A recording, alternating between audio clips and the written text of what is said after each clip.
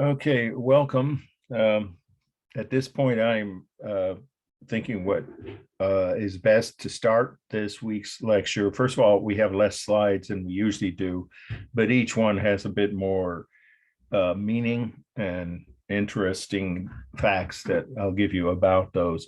So in other words, we're going to have a slightly slower pace, which I don't think anyone will object to in terms of the lectures this week. We're doing Art of the Pacific Islands today, and then Art of Africa on Wednesday.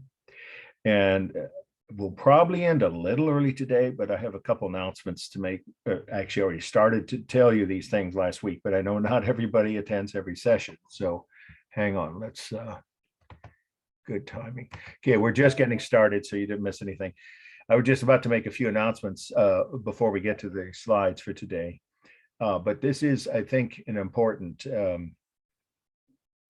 point to make, that it's a world art class, and I have slides that I like sharing with you. You've noticed maybe, well, actually, it's more in Art 1.1 where I show slides of ancient Egypt, and that's the in-person class I have this semester, and then it will also be taught next semester.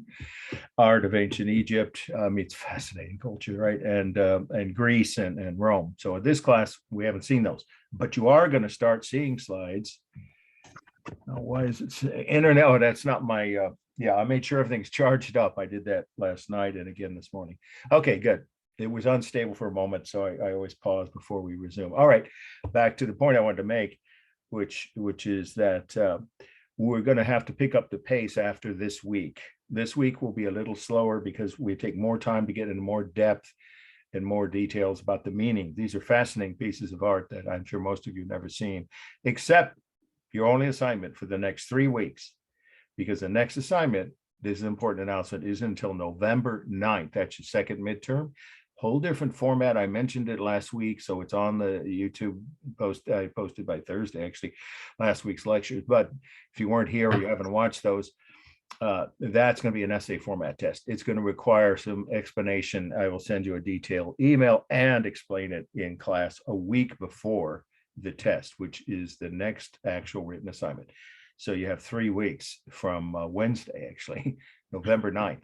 What do you do in the meantime, besides get the notes from each lecture, of course, is, or take them, is to read the chapters. You should, of course, already been doing that every week, but it is helpful because some of these things are not as familiar to American students, we'll say, or students in American college, as they would be to people from other parts of the world who lived, traveled, worked, or studied cultures outside North America or the Western Hemisphere.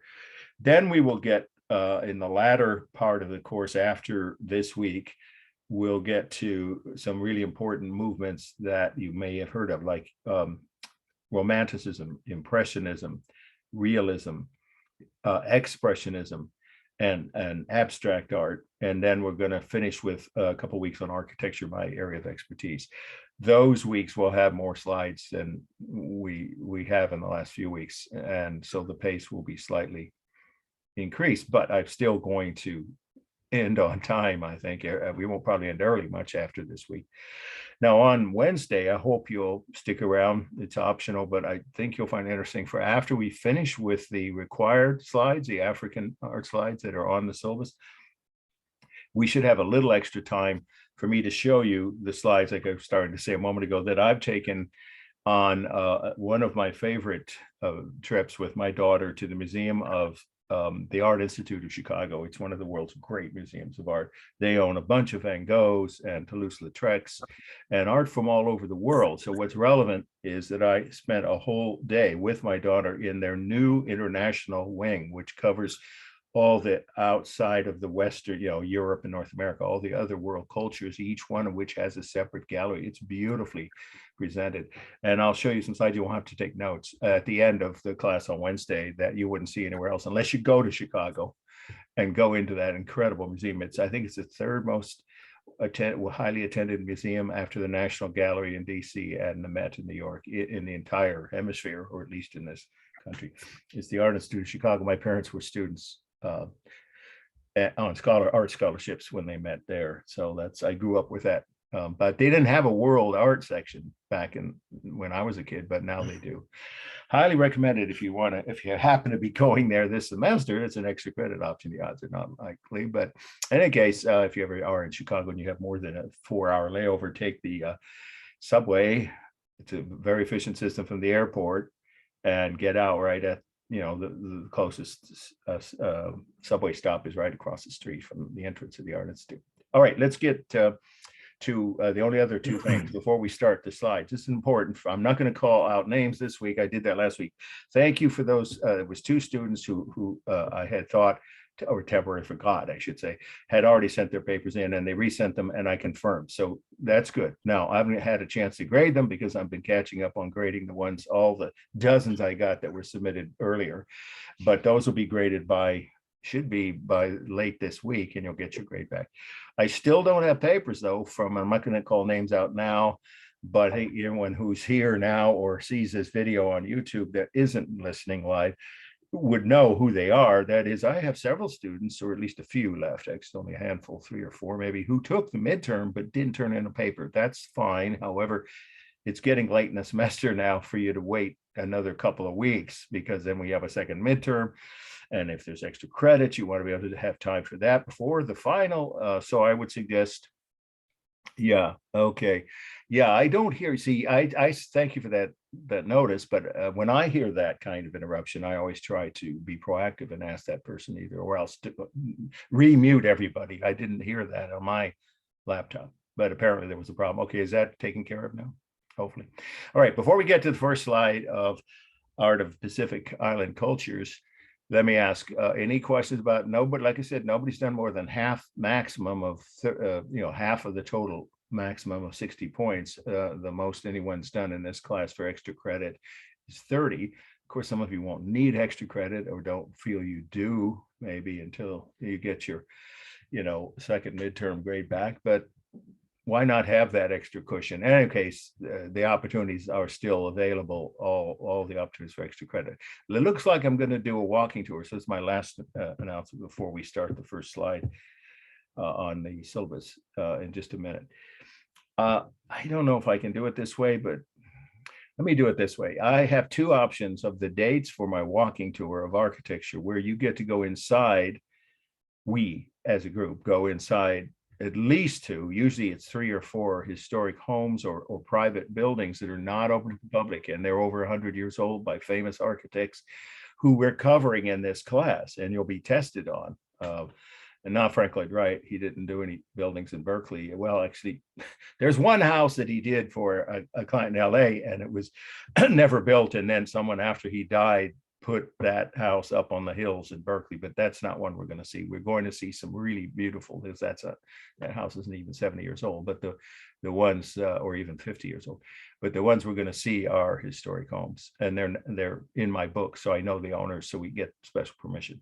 That's worth 20 points just for attending. You don't have to write anything, but you could bring your camera and get an extra 10 points by taking pictures of any one of the buildings with the owner's permission. I always check first of the interior and exterior, which is your current option. Everyone can still do anytime of any architecture site, but you could add that into the event, which will be on a Sunday in November. So I do need one, if I can get kind of a consensus.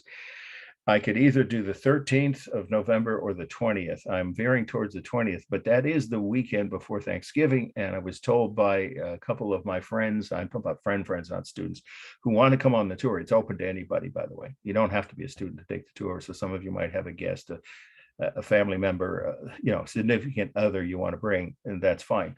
The ones from my class, of course, you have to log in, and you'll get the credit when you turn your name into my assistant. I hire someone, so it's a lot of work. So the point is, the tour is really a unique opportunity, not just for the extra credit, but to see things you wouldn't otherwise. So hopefully, at least most of you can come either, or those who are even considering. I know it's a little early, on the 13th or the 20th. So let me ask it this way: is there anybody interested in coming in the walking tour? Say, it's from 2 to 4:30 in Berkeley on obviously it's a Sunday, the 13th or the 20th.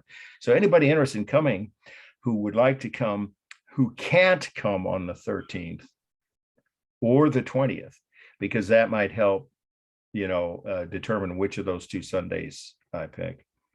Okay, anybody else that's interested, of course you can send me emails, but when it comes time to RSVP, I will ask that. So I have a head count and tell the people in the homes, are you going to have 15 people or 40? I've had as many as 50 people. That's too many on these tours. I doubt we'll get that many. Okay, yeah, before the 20th. I'm sorry, what was the one before, Aaron? Thank you, Aaron. I didn't see the one before because I was looking at the screen. Who texted me just a moment ago or chatted? Someone else did. I didn't see it. So what I'm just trying to figure out is if there's a preferential date. So far, no one says they can't come. I haven't seen it unless I missed something here. What I saw on my screen didn't indicate that either date is preferable. All right. Yeah, because at some point it also will depend on the owners of the home. Some of them may be gone because it's Thanksgiving week, and then I don't want to just have one building for us to go into. Now it's a walking tour, remember, so we're going to see a whole neighborhood that's going to be full of historic houses. Okay, click on Mark. Yes, thank you. Yeah. What are the dates again? Either the 13th or the 20th, and I was wondering about if you, Tanya, wanted to come, whether either date is. Yes. They're both equally. That's what I've been getting, and I'll have an actual show of hands on my Wednesday night class after we see you. I think the 20th, it looks more and more likely. It gives me more time to plan the tour. I know people say, "Whoa, how hard is it?" The owners, you just call them on the phone. No, it's not like that. Yeah, you got to knock on their door and be, in person and explain, what the tour involves, because these are people I haven't talked to since before the pandemic. They might remember me having a tour 4, 5, 6 years ago, but you got to, so it takes a few hours of over 2 or 3 days for me to plan these.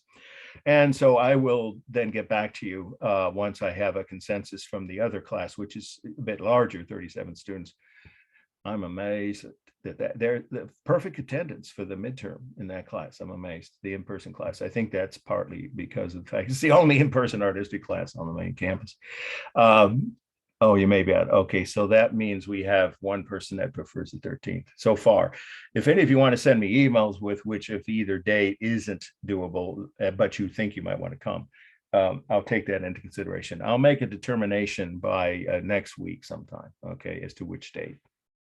All right, let's get started with today's, or any questions now about other options besides a walking tour or for extra credit. I think they're pretty self-explanatory.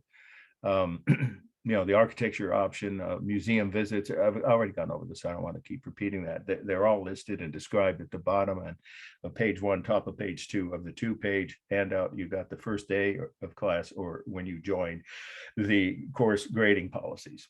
That's where you find those options, including downloading either one of my 2 art themed novels, which you could look on and see for yourself all the reviews of both and decide if it's of interest to you. And you don't have to write something to get 15 points. If you choose to write a review, good, bad, or in between, your honest opinion, and post it, you get another 10 points. Okay, so there are a lot of options, some of them, more time consuming than others. All right, but let's get started now with our first must-know slide for today. And let's get all of the yeah, there we go. Okay, can everybody see this? Sorry, just want to make sure before we proceed. Everybody can see this? Yeah, we can see it. Oh, good. Yeah, yes. Thank you. Right, it's always best to confirm because you never know. Technical glitches, at least in in-person classes, we don't have that. Oh, yes, we do, with the actual projector in the classroom. Yeah, that can be a problem. All right, so here we go. Today's first must-know slide from this syllabus at the top. I'm going to go in order of the way this week that they're listed. Okay. Maori, I used to say Maori, that's mispronouncing the native or indigenous name of this culture. I was taught that by someone from this culture in one of my classes years ago. The Maori Meeting House. Maori Meeting House. That's spelled M-A-O-R-I, and then of course the second and third were meeting house. Okay, 3 words. The location is New Zealand. I think you all know that's a country that's not far off the coast of Australia, right?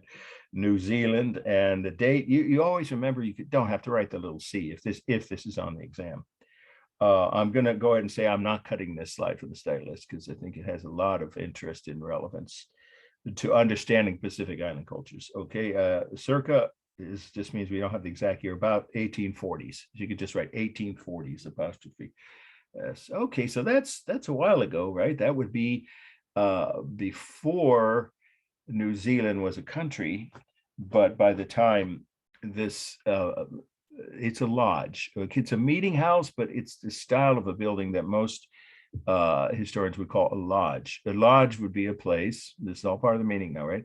A lodge, that means a place where a large group of leading citizens, members of the, you could say upper, or not upper, sorry, then ruling classes, the rulers and their, advisors. So a large number of people, of important citizens of a given culture, in this case, the Maori, indigenous culture that was there before the Europeans arrived, of course.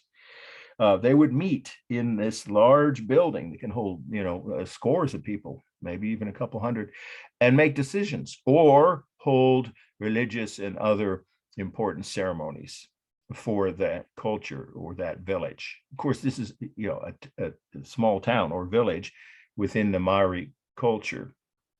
And so this was their lodge in one of those villages that Maori culture had been for thousands of years, of course, building these kinds of structures. And this is not, restored or recreated. I'm sorry. When you recreate something, it's fake. It's like somebody's taking maybe correct detailing from a photo painting or even an old blueprint and rebuilding something that was gone or torn down. That's not the case. This is the original structure. So it is now approaching 200 years old. There are much older lodges, I've been told by people who've been to New Zealand or from that culture, that are now either partially rebuilt or in museums. This one is now on display in a museum you don't have to know where, but it's in New Zealand, but it is the actual structure, just moved. So it is not a recreation. It's the authentic historic structure that is nearly 200 years old. So let's take a look at the details. We start with the beam ceiling. And when you look up, we'll get close here to these beams, it's just fascinating. The patterns, painting those, there's a long ways up above, but probably each beam was painted when, of course, they were on the ground first or on maybe some kind of a workbench, and then they were erected. The open beam ceiling is the style, a construction style of all these Maori lodge houses or meeting houses, how they're officially called. Of course, that's what the name is in the syllabus. So they each have these open beam ceilings. For hundreds of years they were doing this, if not thousands, and they would paint these beautifully detailed geometric patterns in bold, vivid colors, red, black, kind of an off-white.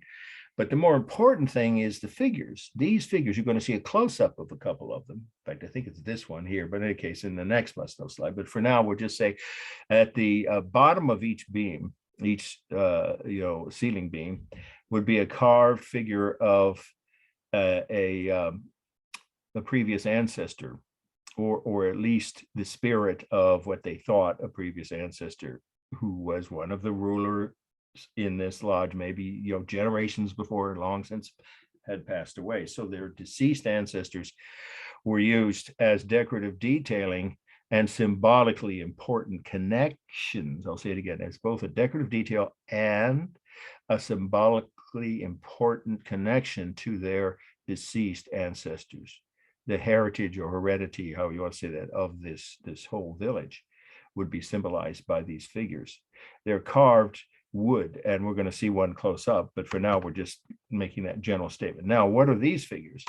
Well, these figures are also representative of ancestors, deceased ancestors, but they're more generic. They're not, you notice the ones here have some differences, some slight differences in their expressions and their poses.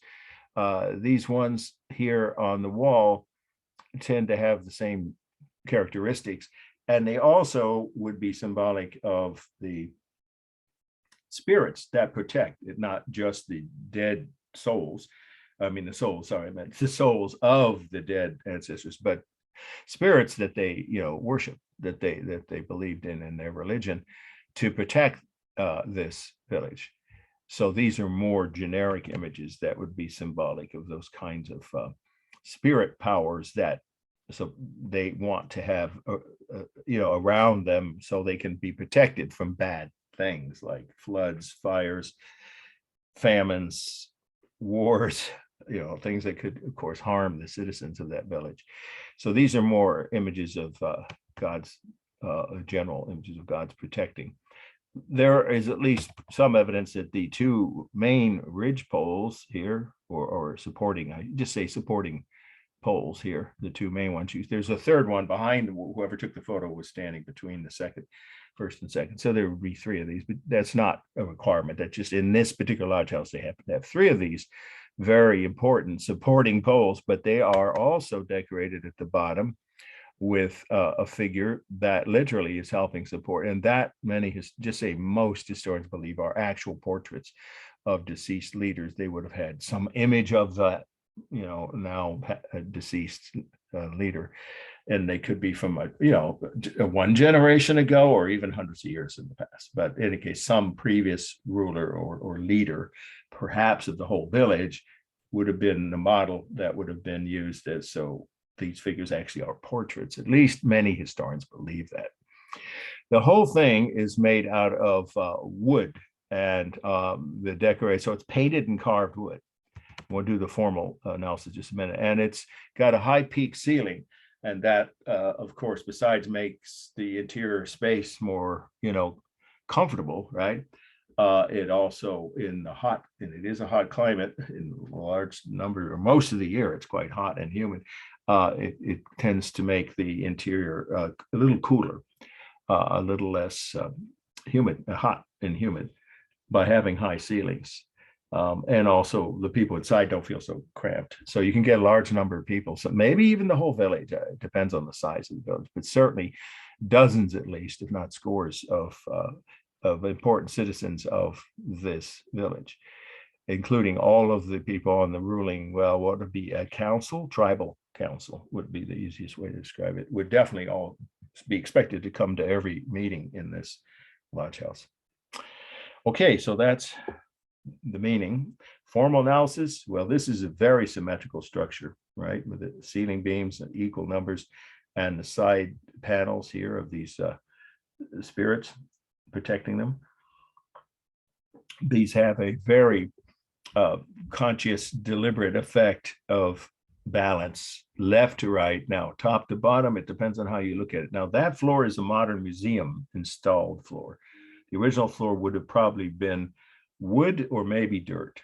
It's hard to say, but in any case, that isn't the original floor. But you can see that the part of the ceiling, if you can, and it is from here on up, that this is only about 8 feet, the top of these side panels, the side walls, in other words, about 8 feet. We'll do the dimensions in a minute for space, but right now we're still talking about balance. I would consider it balanced if you drew the line about here, halfway between the floor and the beam, this main beam, that ceiling beam in the middle, the peak, if you want to call it, the peak of the ceiling is about 15 feet, or a little more than that, actually, about 20. I meant to say about 20 feet high.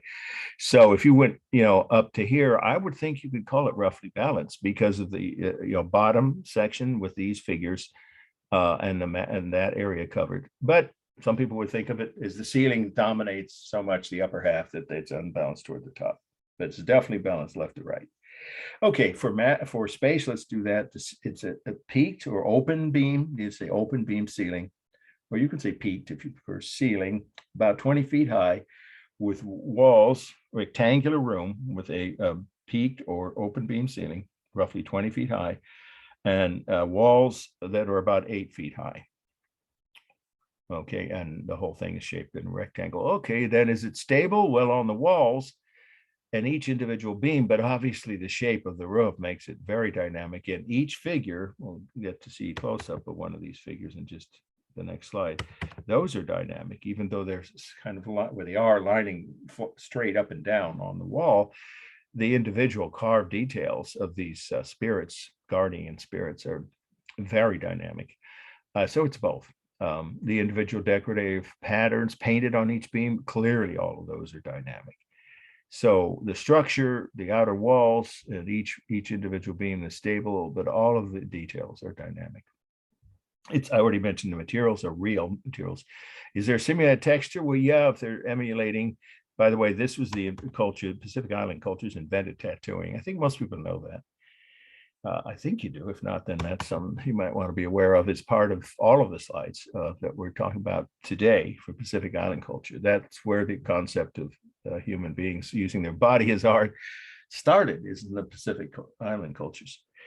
You know, if you've been to Hawaii, if you've gone beyond just going to the beach and actually saw the culture that's there, and it's still quite prevalent.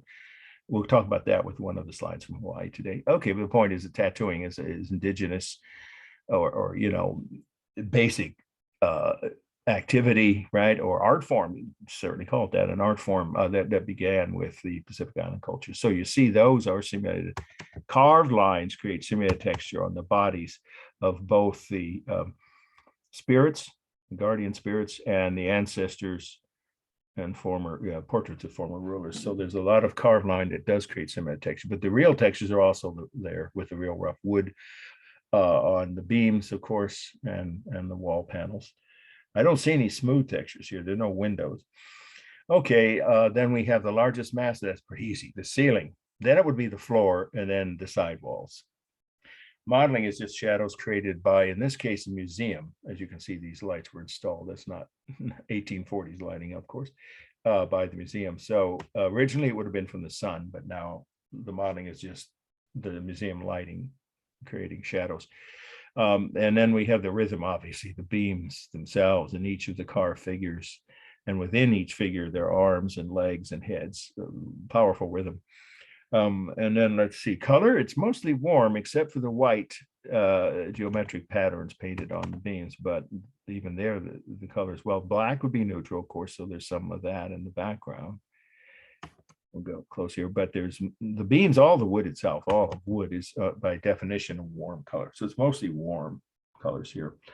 And is there a distortion of either scale or proportion? I would say yes in this case, because these figures seem to be a realistic life size of at least portraits, two anyway, of their deceased rulers.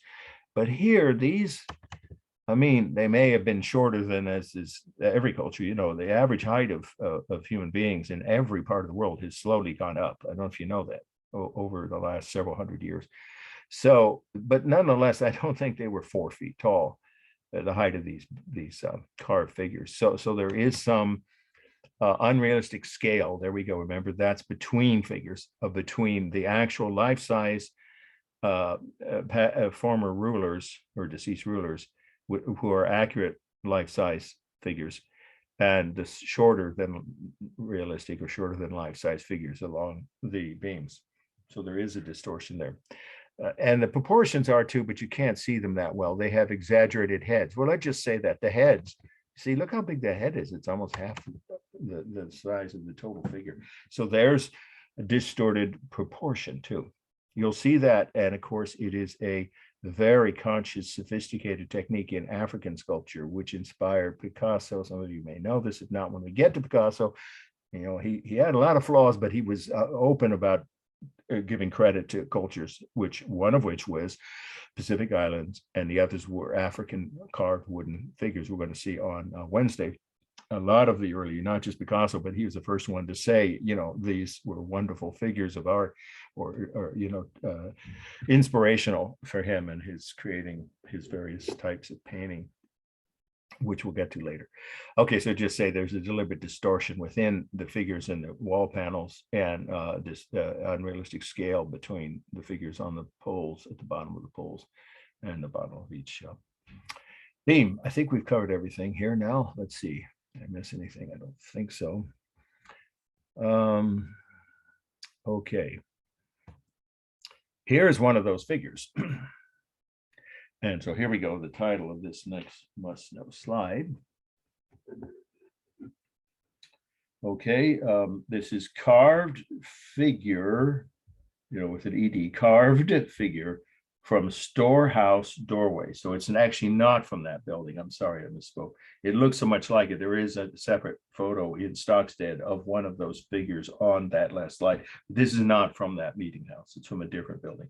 Again, I'll repeat the title, say it slowly. Carved figure from storehouse doorway. And this is from New Zealand. Again, same culture. This is a Maori figure, circa 1800. This is definitely a kind of a, well, some people might say gargoyle. You know, gargoyles were, if you took ancient or medieval art history, or you travel to places with Gothic cathedrals, you may have know what this means. Gargoyles were figures that is the term used for Gothic churches. Horribly, you know, ugly and demonic is the right word. Demonic looking, inhuman figures of sometimes animals, sometimes just evil spirits that were supposed to be used to scare away real evil spirits or the devil. Well, that's what the purpose of this is. So I'll say this again. This is a spirit which has a demonic appearance, a deliberately, there we go, deliberately demonic appearance. And it's meant to kind of, in a similar way that gargoyles on a cathedral could do, scare away evil spirits. But they didn't believe in the devil. They believed in lots of evil spirits because, of course, the devil is a Christian concept. But what we have here is a very, I think you would agree, scary if you see an actual creature like this in a dark alley. Is that the phrase? Meet someone like this dark alley. Of course, it wouldn't be a real living being. It would be a spirit. I think you'd want to run. It's meant to scare away evil in general and evil spirits because it has a demonic look that indicates it has power over, if it not is itself a demon, it's got power over demons. And they use certain techniques, and that's an important part of the meaning, is what I just told you. The purpose of it is equally important to say, how was this created? It was created with stone tools as opposed to metal. Now you might think that doesn't matter. Stone tools, is someone needs to be admitted, or did we get, I think we got everybody here. Yeah. Okay. Sorry, I want to make sure we get, yeah. Okay, let's get back to the slide here. Whoops. Sorry. It's jumping around. All right, let's move this out of the way and we'll start over here. Okay, so this again, well, I'll go ahead and repeat the title because it's kind of long. Two people just joined us, and it's Carved Figure from Storehouse Doorway, New Zealand. The little C, remember, you can always ignore if you don't want to, if it's on the exam, 1800 or about. So it is over 200 years old. It's from a different building in a different village, not the first building. So make sure you have that in your notes in case it's on the exam. I'm not saying I won't or will cut it. We'll see when we do the review. But I already mentioned, I don't want to repeat everything I just said, because this is a demon-like image meant to scare away real evil spirits or evil in general from that village, or at least from that building, which would be a storehouse for things like grain, right? Food over the winter for the whole village, and especially if somebody lost, had a fire or something and lost their home or something, they might, or their crops to some kind of a plague or, insects, whatever, they might really need the village storehouse to feed them throughout that winter or whatever, until they could replace their lost crops. So this was a communal concept that the storehouse somebody comes from was used for that, but the individual figures specifically, again, were meant to scare away evil spirits. So let's say how they created them. They created them with stone tools, which are not quite as fine, the effect of the car. And so of course it's carved line. We'll get to the formal analysis in just a few minutes, but look at the details. These are striations symbolic of tattooing, that of course they also had both. The striation is an actual small scar tissue, and we're going to talk about that with some of the other slides today, but this is the closest view of it, where they actually, besides tattooing, with ink or, well, that would have been what they had to use, right, for tattoos, But of course, that's below the surface of the skin. This is on the skin. These striations are very, very much the same kind of pattern that some of their, especially the rulers in each of these villages, would have been expected to have on their bodies, because it's part of their culture, part of their belief. It marked them as rulers, both tattooing and actual scar tissue called, just like the word sounds, with an S, striations. I think you can all spell that right. Striations are lines that are caused by, you know, an actual minor wound. It's a voluntary thing, of course, but if you're one of the ruling class in this culture, you're expected to have some of those markings on your body that help distinguish you as a ruler. So you see that here on the body of this demon-like creature. And then you see claw-like, right? Not even, obviously nowhere near human, what, 3 claws instead of 5 fingers on the hands, I guess you could say. And then there's the distortion of, and we'll get to that again when we do the element of scale and proportion, deliberately distorted muscular upper body and especially biceps, right? But the face is the most important detail. I love this face. It's supposed to strike fear in the, you know, in any evil spirit or person trying to do evil, perhaps like rob the storehouse or something. It's supposed to scare those kinds of evil forces away, both human and spiritual evil, to keep them away from harming that village. Look at the eyes and then the mouth. That's the most amazing thing. And the tongue projecting out. You can almost hear it screaming at some evil person or spirit that gets too close. It's fascinating. So this is a kind of image that was indigenous to that culture. Now it sounds like I'm being redundant, to an indigenous culture. The Maori, of course, were the indigenous people on the island of New Zealand, which is now the country of New Zealand. And at this point, these would have been pretty much before very, very few white families, immigrants, settlers, colonists would have been yet in New Zealand. There might have been a few explorers. So it was pretty much the heyday, in other words, by in 1800 until at least the middle 1800s. So that first half of the 19th century was a period of great prosperity and strong, stable society among the Maori in New Zealand. And they were, I can say this from the people I know who either traveled there and studied that culture, or actually came from there, that I've had it in my classes over many, many years, that they were strong enough that they were able to resist a lot of the, you know, destructive influences, right, obviously, of the European colonists. So they actually have a pretty strong presence. Their culture and the population, they weren't wiped out or nearly wiped out, as happened to so many other indigenous cultures in North America, of course, when the Spanish came. They were able to resist a lot of the, oppression and other things that happened. So they were very powerful, very strong people, and very proud, and they still are. And they are in fairly good numbers throughout New Zealand, according to what I've heard from people who've been there. Okay, so that pretty much is the whole meaning on this slide.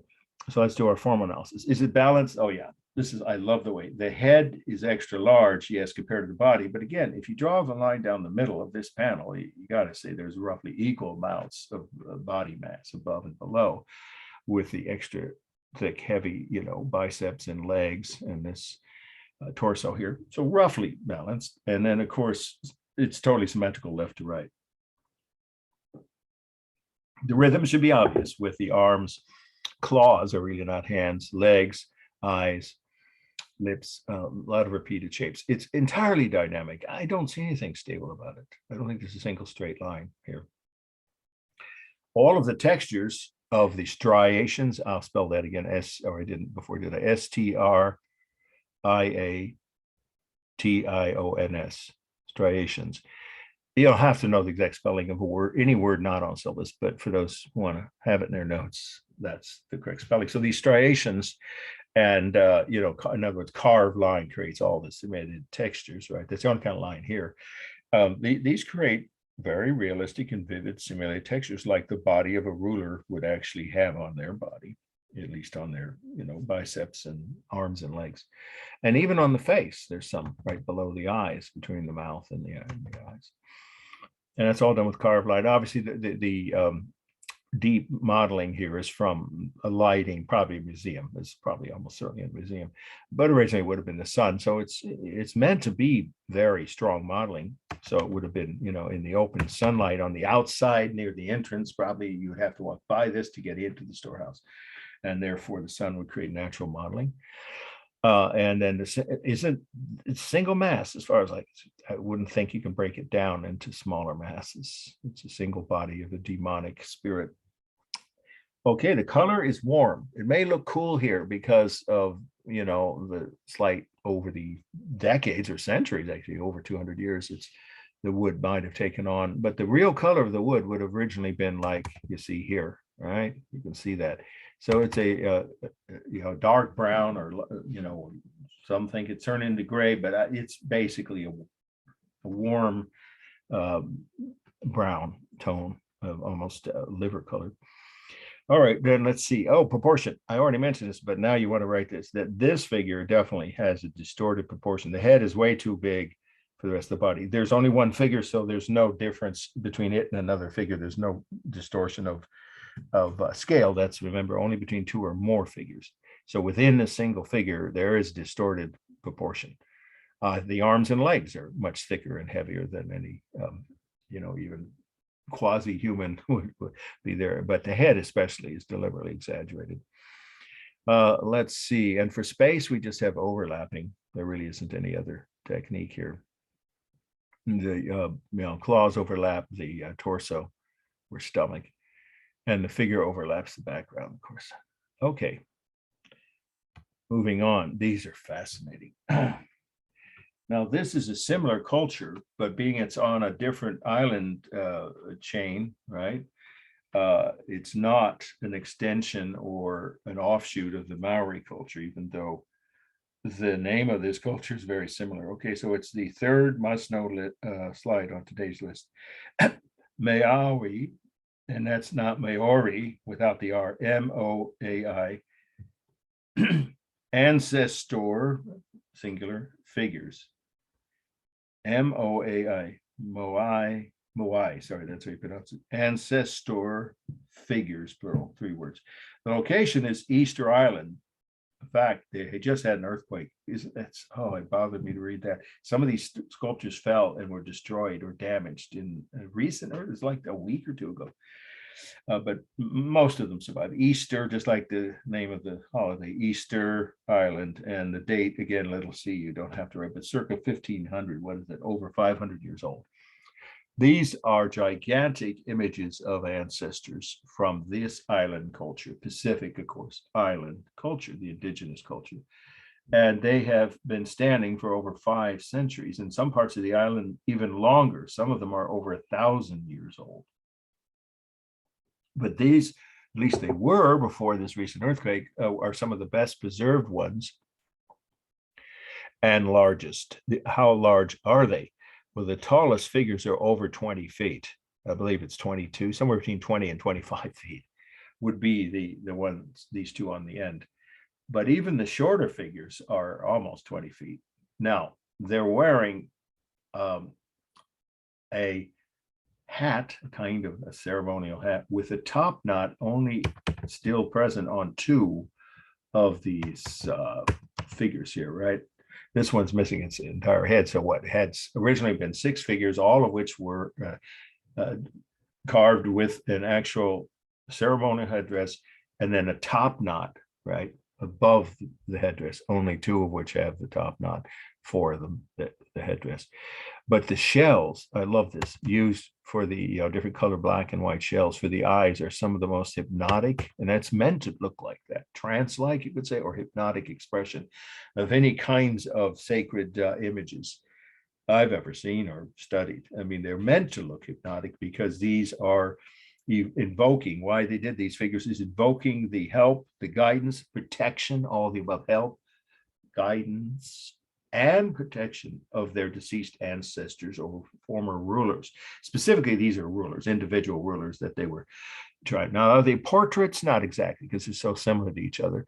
And they wouldn't have had many ways to recreate, I mean, to have an image to look at when the sculptors carved these, but they're, you could say, general images of previous rulers, but each one perhaps was invested with the soul or spirit, supposedly, of one of the specific deceased rulers, and they could pray to them and ask for their help, their guidance, their protection, right, and their good influences on this island culture. And these were dragged, these are volcanic, by the way, it's another part of the meaning.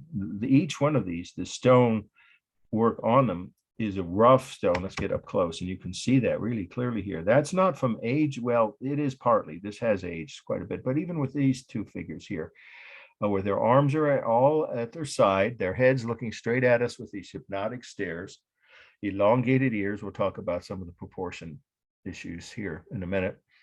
And their bodies straight upright, and then very minimal hints of where the feet would be, right? Which are the base. In other words, the feet sort of blend into the base. And the arms are only portrayed as just, appendages with no, well, there's some kind of a hand. Yeah, there's a little bit of a hand there. So, but they're always at their strictly held to the side of each figure. They're all posed, at least as far as I know, the whole island, but certainly this group, in exactly the same kind of position, because they are a kind of, again, guardians, which you would come to pray, or the current rulers of the village, or even just regular citizens who needed some help might go to this site to look up. Literally, you'd have to look up to these figures because they're on a base which is several feet tall. So they're probably close to 30 feet from the ground to the top of the tallest top knots here when they were originally intact. And so they had to get the stone from, obviously, volcanic site or mountain, which would be a volcano, or have once been a volcano. And it's a very rough kind of stone, but it's also easier to carve. There are volcanic buildings, buildings out of volcanic stone all over Northern California. If you didn't know that, there are whole towns where there's like a dozen houses or courthouses and public buildings, and I forget the names of the towns in the Sacramento River Delta, where they had to drag, it's a quick aside, they had to drag the volcanic stone, each individual stone, to build a building. You're talking about hundreds of pieces of stone, right, separately carved. So volcanic stone is used all over the world because it's relatively strong and yet easier to carve. But it does have this, always has, again, this rough texture that you can see here on the bodies, even though this one is somewhat deteriorated from weathering.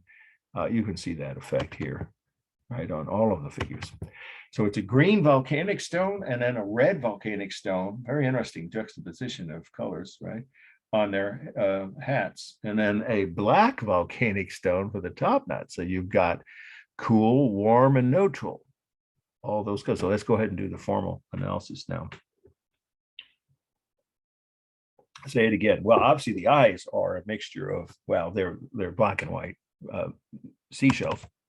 So each one of these figures' eyes would be considered neutral, but of course green is by itself individually a cool color. So you have the cool color on the bodies, warm color on the headdress, and neutral black on the top knots. All of it done with, again, the textures both real and simulated here. The rough, real texture of volcanic stone, and the smooth texture on the bodies and the headdresses, but smooth, real texture of seashells on the eyes. But there is similar texture too, because the bodies do have some hint of, like I said, even minimal, but they're there. The hands at the end of each one of their arms, and the eyes, different texture. They say implied similar textures, but mostly what you notice is the real rough texture of the stones themselves. Okay, and then we have for space, well, I guess you could say the headdress overlaps the top of their heads, of course, and the top knot on top of the hat overlaps those that have them, the hat itself. But overall, the basic element, there's the arms do overlap the sides, that's true, but in general, it's just real space of about 20 foot high, 20 to 25 foot high figures, including the headdresses. So that's all real space. I just mentioned in this case proportions. You wouldn't say there's an altered scale because these are all rough, bigger than life, and there's no, what would their ancestors have really? Of course, you could say they're exaggerated just by that fact, but their spirits would, maybe they're supposed to be this large in the next world. Let's just say if it's meant to imitate, or these are meant to be images. There we go, images of real living human deceased, right? Ancestors, then yes, there is a distortion of scale, but not between any of the figures because they're all roughly the same height. This would be, in other words, they are exaggerated or extra large in height compared to what the real people have been. But within each body, there is also, of course, a difference in proportion. I mean, there's almost no legs, right? And the heads are larger than they would be on any human being in proportion. Remember, so it's distorted proportion. The heads are too large for the rest of their bodies, and there are almost no legs or feet. And the headdresses are probably heavier and larger than the actual, well, maybe not, but probably than the actual rulers would have worn, or that would have caused them neck pain. You couldn't have worn something that heavy and that large for very long without having problems with your spine. So it's probably exaggerated size as well, or proportion. Again, extra large proportion on the headdresses. Okay, there's carved line to create the details, such as is simulated textures. Pretty good here. Oh yeah, the ears are elongated, so they also could be considered distorted proportion within each figure. Carved line around the nose and the mouth, and inlay is the effect here. Is that line? Well, yeah, around the outer edges of each seashell where the eyes are, the overall white area of the seashell, that creates visual line, and it's done with inlay, right? There's no other word for how you do that. You inlay this shell onto the stone. And then the rest of the lines are carved around the lips and the chin and the nose and in the fingers. What little you can see, there probably were more very clearly carved lines when these were brand newly erected. Okay, the rhythm is obvious with the eyes. Each figure is a similar shape, and then of course each figure has two eyes and two ears and two arms. So within each figure, there's rhythm. Are they stable or dynamic? Mostly stable, really, almost entirely up until you get to the headdress. Obviously, that's dynamic, as are the eyes, the seashells. But overall, these are more stable than dynamic because they're upright figures. There's no technique for modeling, it's just the shadows from the sun. There is a balance, or there was when these were all intact and they all had all of their details. But you could make the case it's weighted toward, in fact, actually, I would say that more toward the left, because these two figures on the left end are taller than these would have been even when they were intact. You can see that this guy's head is not. So it's weighted more toward, maybe they were the more important or older ancestors. I don't know. You have to write that. We could just say the way it appears now, it's unbalanced toward the left. But it has a rough balance in the number of figures, 3 on each side when they were intact, but the ones on the left are larger. And then each body is balanced within each body if you do the line down the middle. And of course, even less than accurate human figures, if all the parts are there, pretty much they're balanced left to right within each figure. Okay, and is there a larger and smaller mass? I would say by a notch. The figure on the far end of the left end is the largest mass because his headdress was bigger, and then this, even though he's as tall, this guy's headdress was smaller. So that would be the second largest mass, and then the middle figure would be the third largest. Okay, I think we've covered all of those. Okay, now we're going to go to, I'm going to ask when we get to this slide, it's one of my favorite of the world art slides, is this thing. I've seen it, been to the museum where you can go see it if you ever get to Honolulu. So it's the fourth must know, and it's our last one for today on this week's syllabus list. Okay, 2 words: feather cloak, just like it sounds, feather cloak. Hawaii. I think everyone knows Hawaii, right? But some people don't know it's spelled with 2 I's. Hawai, Hawaii, 1840s. Well, what do we see here? We see a king. Now we're talking about a king. That's the word they would have used in their own indigenous language. It translates directly to king. In the same vein as European and other cultures had when they use the word king, the person with all the power. the ruler to whom everyone is supposed to A, look up, and B, obey. This was the period of culture when this was created, when their king, they had the kings, several generations of kings, some of you know this, were able to have a sophisticated urban civilization in Hawaii, and in Oahu, the island of Oahu. I think if you don't know this, then you probably want to write this. It's the main island. It's the largest, most populated. It's the only one with a big city, and that's Honolulu. And those cities at this point were part of, there were other cities, part of a very highly, point I'm making is a highly developed civilization, which had both urban and rural population. But the urban centers, which would be Honolulu, Honolulu predates the European arrivals. I don't know if you know that. There was a town there, a good sized town, where the king would have lived and ruled. And then it was an independent country, not just, an island, a couple, there are 8 islands. So, there's multiple, just say, you have to know how many, but there are multiple islands. That's why it's called the Hawaiian Islands, plural. But the largest, most highly populated was where the king would have resided. And that's where this cloak is now. It was what the king would have worn several kings in a row for decades when it was an independent kingdom, really a country with a king, a kingdom. And it was, as you may know, taken over by a coup, or engineered by, Marines. The U.S. Marines took over Hawaii by force, of course, in the 1890s. And so that's what ended their independence as a kingdom with their own rulers that had been around for generations. So this cloak is made out of, the other part of the meaning is, what is it we're looking at? It's made out of bird feathers. It would have taken months to gather the different, and these are not dyed, red and yellow bird feathers. In any case, there's some actual final layer of dye after they gathered the feathers, but they were meant to be actual natural red or reddish, you could say red or red tone feathers from some birds, and then the yellow feathers from others. And it would have taken months of very careful hand craftsmanship to create this cloak. And of course, it is not obvious the king wore it with that is where his neck would go, and then it would go down to about his knees, and he would wear it whenever he was in public.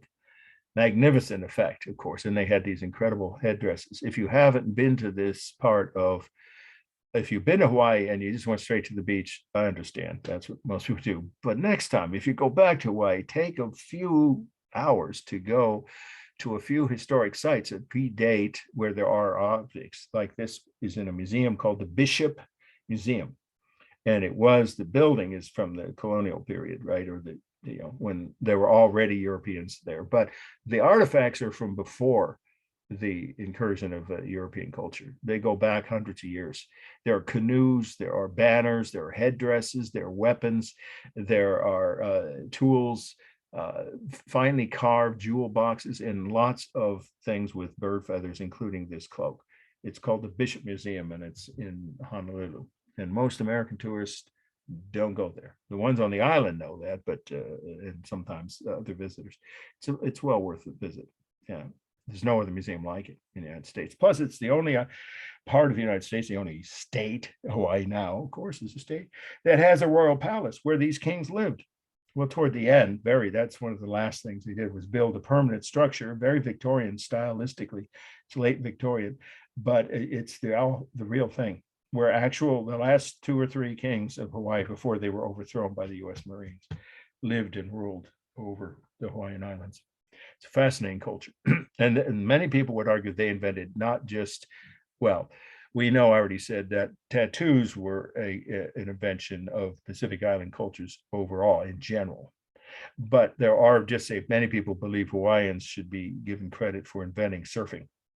Surfing definitely first appeared within what's on the U.S. in the Hawaiian Islands a couple of 100 years ago when the first Europeans arrived and saw this unique sport, and hadn't existed anywhere in the Western world.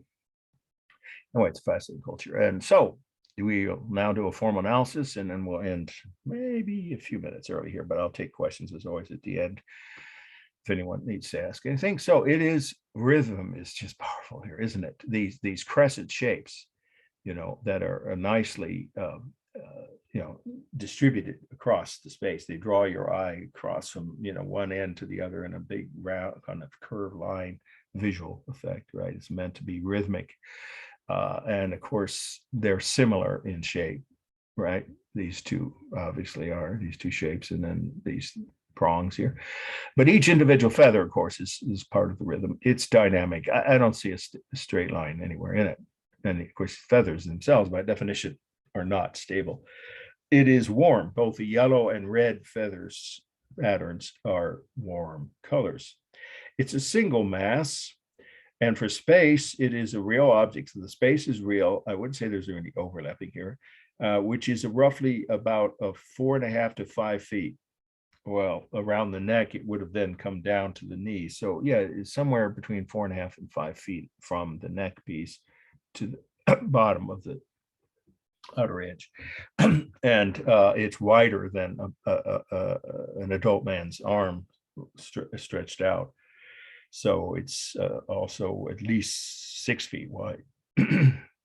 So you can say roughly or nearly 6 feet wide by 5 feet long.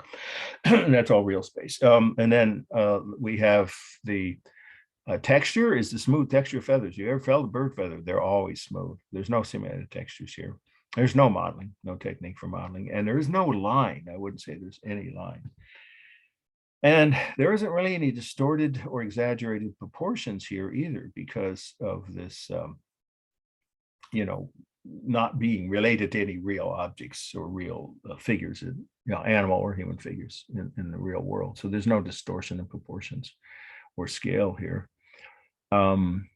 Balance, rhythm, texture, color, modeling. I think we've covered all the elements. Okay, so we'll stop here.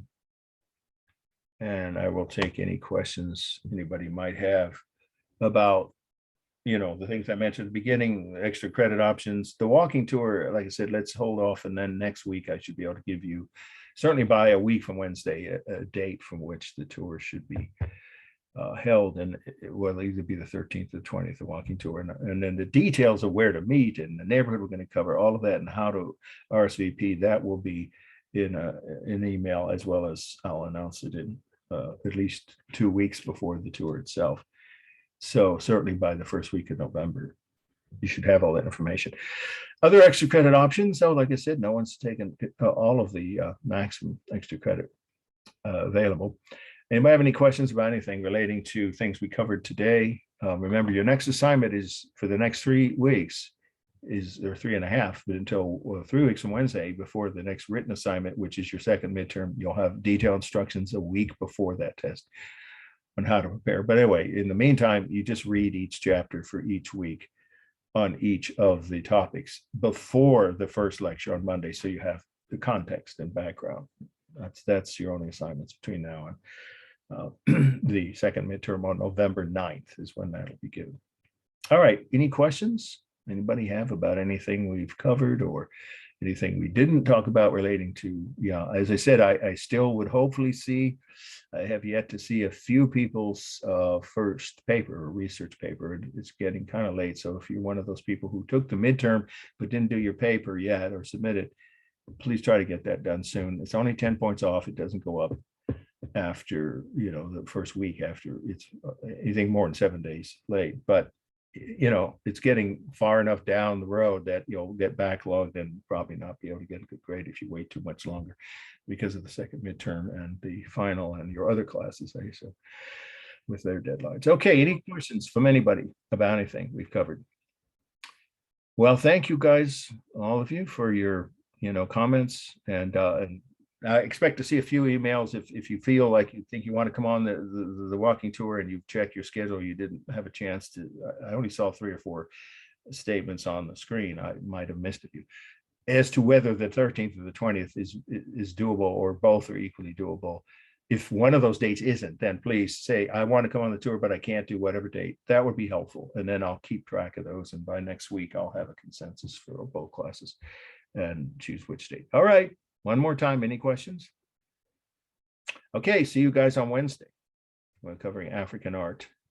All right. Thank you, guys. Take care. Have a good.